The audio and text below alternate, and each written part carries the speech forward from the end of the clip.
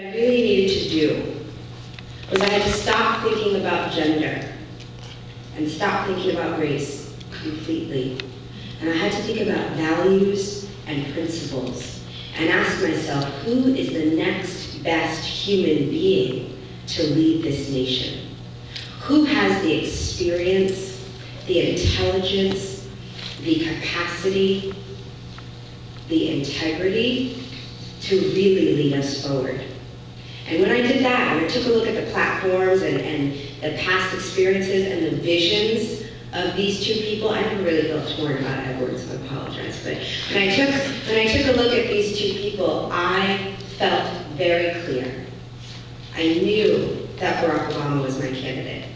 Not because of who I am, but because of who he is and what he stands for. People will often say to me, well, why? Why him? Why Barack Obama, really?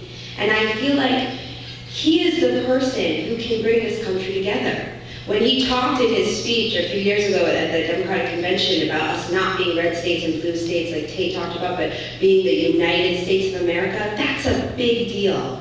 Because who we are as a country right now, we are more polarized and stratified than we have ever been before. We have all these ways to divide ourselves, right? We're black, we're white, we're Asian, we're Latino, we're young, we're old, we're Republican, we're Democrat, we're elephants, we're donkeys, we're red states, we're blue states, we're straight, we're gay. I mean, we can continue to divide ourselves. And as I said to you, I'm a person who's really proud of who I am, racially and gender-wise, but I also believe that we are a country with a common ground.